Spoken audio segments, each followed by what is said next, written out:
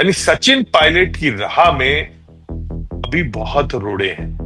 हम्म। भी सचिन पायलट की राह इतनी आसान नहीं है, भले वो सीडब्ल्यूसी की बैठक में राहुल गांधी और खड़गे जी के साथ शेयर कर रहे हो, लेकिन हम्म। कहीं न कहीं जो यूज है उनका लोकप्रियता भी है। लेकिन अशोक गहलोत की तुनीर में अभी बहुत सारे तीर हैं। दोनों ही ये बात कहते हैं, चाहे अशोक गहलोत हो या सचिन पायलट हो, कि मैं थासू दूर को नहीं, राजस्थान उनसे दूर नहीं है। लेकिन अब सचिन पायलट के पास क्या विकल्प है, क्योंकि राजस्थान में वो अपनी राजनीति करना चाहते हैं, लेकिन अशोक गहलोत पग पर कोई ना कोई चुनौती उनके लिए खड़ी कर देते हैं। उन्होंने धैर्य का परिचय भी दिया है, संघर्ष भी खूब किया है, लेकिन शायद अभी क्या संघर्ष ये और लंबा है? क्या उन्हें अभी राष्ट्रीय राजनीति करनी चाहिए? क्या विकल्प है आखिर? अशोक गहलोत के दोनों मुद्दे अगर जिंदा रख रहे हैं तो ये आला कमान के लिए अलार्मिंग सिचुएशन है कि अशोक गहलोत खुद ही निपटा देंगे। आपको किसी की जरूरत नहीं है भजनलाल जी को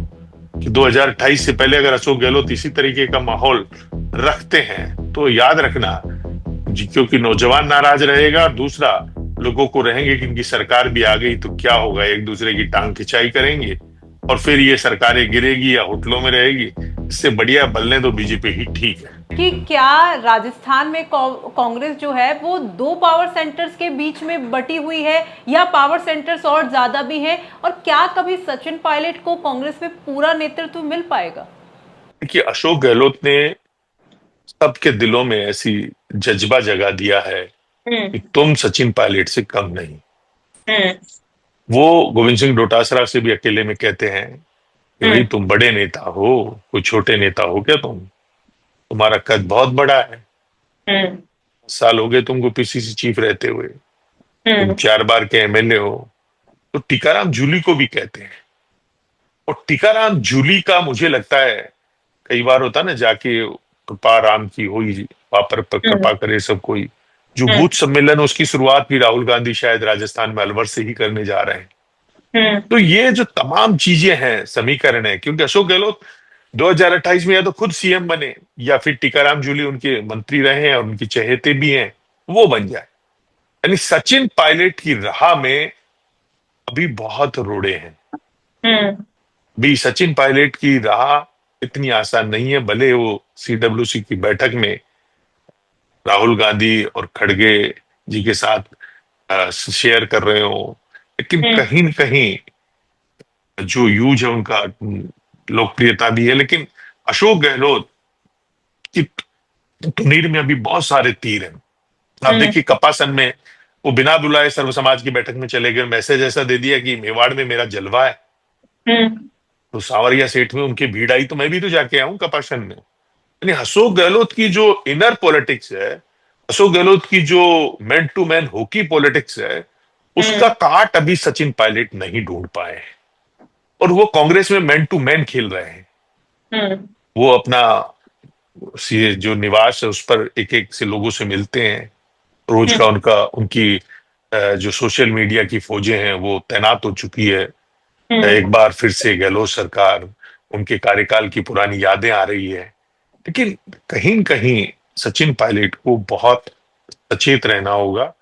अगर उन्हें 2028 में अगर सरकार आती है तो सबसे पहले तो इंपॉर्टेंट है कि सरकार हम्म। आए तो अशोक। लेकिन सवाल एक ये भी है कि दोनों ही ये बात कहते हैं, चाहे अशोक गहलोत हो या सचिन पायलट हो, कि मैं थासू दूर को नहीं, राजस्थान उनसे दूर नहीं है। लेकिन अब सचिन पायलट के पास क्या विकल्प है, क्योंकि राजस्थान में वो अपनी राजनीति करना चाहते हैं, लेकिन अशोक गहलोत पग पर कोई ना कोई चुनौती उनके लिए खड़ी कर देते हैं। उन्होंने धैर्य का परिचय भी दिया है, संघर्ष भी खूब किया है, लेकिन शायद अभी क्या संघर्ष ये और लंबा है? क्या उन्हें अभी राष्ट्रीय राजनीति करनी चाहिए? क्या विकल्प है आखिर? देखिए, सचिन पायलट को या तो दिल्ली से हम्म। अशोक गहलोत को बुलाकर, या तो अशोक गहलोत की दो रणनीतियां हो सकती है कि सचिन पायलट को इतना मेंटली तंग किया जाए कि वो हम्म। खुद ही राहुल गांधी से कह दे कि साहब इनको दिल्ली बुला लो हम्म। मुझे, क्योंकि उनको 20-21 महीने हो गए बेरोजगार हुए, दिल्ली से कुछ मिला नहीं, अब तक का ऐसा हुआ नहीं। हम्म। तो एक पॉलिसी उनकी ये भी हो सकती है, क्योंकि अशोक गहलोत को पहचानना बहुत दुर्लभ काम है। तो हम्म। एक पॉलिसी ये भी हो सकती है कि सचिन पायलट को इतना प्रताड़ित किया जाए, इतना रोज संकट खड़ा किया जाए कि वो सोचे कि मुझे तो राजस्थान में ही पॉलिटिक्स करनी है, मुझे तो राजस्थान में ही सीएम बनना है, तो क्यों ना मैं दिल्ली वालों से कहकर, जो दिल्ली वालों के दिल में उनके प्रति कड़वाहट है 25 सितंबर के बाद, उसको दूर करा के दिल्ली में कोई अहम जिम्मेदारी दिलवा दूं। एक बार वो दिल्ली पहुंच गए, उनका डबल गेम होता है, तो फिर वो 3 साल में सचिन पायलट की जो दोब है उसमें मट्ठा डाल डाल के इतनी कमजोर कर देंगे कि गलती से भी सरकार आई तो फिर वो ताज पहन लेंगे। उनकी डबल गेम है, इतना आसान गेम नहीं है अशोक गहलोत को समझना, क्योंकि अशोक गहलोत ड्यूल पॉलिटिक्स के मास्टरमाइंड है, और उस मास्टरमाइंड के तहत ही ये स्कीम्स में तहत वो काम कर रहे हैं। आज वो अहमदाबाद में सूरज सैनी से माली से मिलने हाँ। गए हैं, तो वहां पे उन्होंने ट्वीट किया, तो वो बहुत अलग किस्म की पॉलिटिक्स कर रहे हैं। और किस तरीके से आज एसआई भर्ती में सुप्रीम कोर्ट ने हाई कोर्ट की सिंगल बेंच के निर्णय पे मोहर लगा दी है, ये भी एक जीत है राजस्थान के नौजवानों की। सचिन पायलट का भी उसमें योगदान रहा है थोड़ा बहुत, लेकिन एक इम्पॉर्टेंट चीज ये है कि कल उन्होंने पेपर लीक के मामले में जो बयान दिया कि मेरे पीएसओ को भी पैसे देकर पेपर खरीदना पड़ता है। अब देखिए, ये कहीं न कहीं अगर मैं नहीं आऊं तो कांग्रेस नहीं आए, ये बयान इस बात को इंगित करता है। इस बयान से साफ जाहिर है कि नौजवानों में मैसेज क्या गया है कि किस कदर का करप्शन था कि पीएसओ को भी पेपर दे के खरीदना पड़ा। यानी वो ये एक तरफ तो ये कह रहे थे कि भाई मेरा इन्वॉल्वमेंट नहीं था, जो सिस्टम चल रहा था उस सिस्टम में जो घुसा उसको मिल गया पेपर, लेकिन कहीं न कहीं नौजवानों के जख मारे कर दिए। यानी कांग्रेस की जड़ों में मट्ठा डालने का काम भी कर गए कल वो, क्योंकि लोगों को याद रहे कि वाकई पेपर लीक हुए थे, वाकई पेपर बिके थे। भजन लाल जी ने एक अच्छा काम किया कि आरपीएससी के 3 नए सदस्य बना दिए, एक बहुत बढ़िया कदम किया है। राजस्थान के नौजवानों ने तीनों, 2 आरएसएस बैकग्राउंड से है, एक आईपीएस है, लेकिन तीनों बहुत साफ छवि के लोग हैं। तो राजस्थान के नौजवानों में लेकिन एक और डर निकल के आया है कि जिस तरीके से 13 डमी कैंडिडेट पकड़े गए, ये अभी भजन लाल जी के लिए चुनौती है कि। ठीक है, कांग्रेस की राजनीति पे ही एक बार फिर से लौटते हैं। मिथिलेश जी, पार्टी के अंदर क्या कुछ हो रहा होता है ये आलाकमान को पता होता है, लेकिन क्या वाकई कांग्रेस का आलाकमान कमजोर है या पता है लेकिन उस चीज को अभी इग्नोर कर रहे हैं? क्या पार्टी के आलाकमान को हस्तक्षेप करना चाहिए इस मामले में?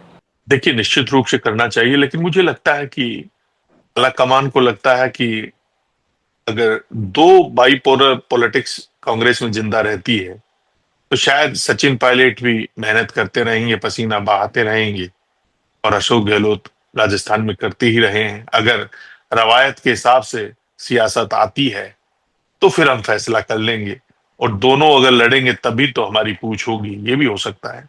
और कांग्रेस को लेकिन अब स्ट्रांग डिसीजन लेना चाहिए, दोनों को बुलाकर दिल्ली बात करके कि भाई आप क्यों बार बार हमारी, अगर सरकार गिराने की साजिश थी या नहीं थी उसको क्यों उजागर करते हो। अब कितने साल हो गए, 5 साल हो गए, तो अगर आप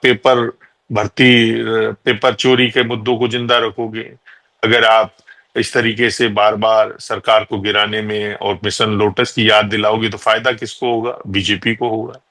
तो ये दोनों मुद्दे ऐसे हैं कि खाई नहीं तो ढुलाई सही। अशोक गहलोत के दोनों मुद्दे अगर जिंदा रख रहे हैं तो ये आला कमान के लिए अलार्मिंग सिचुएशन है कि अशोक गहलोत खुद ही निपटा देंगे, आपको किसी की जरूरत नहीं है भजन लाल जी को, कि 2028 से पहले अगर अशोक गहलोत इसी तरीके का माहौल रखते हैं तो याद रखना जी, क्योंकि नौजवान नाराज रहेगा, और दूसरा लोगों को रहेंगे कि इनकी सरकार भी आ गई तो क्या होगा, एक दूसरे की टांग खिंचाई करेंगे और फिर ये सरकारें गिरेगी या होटलों में रहेगी।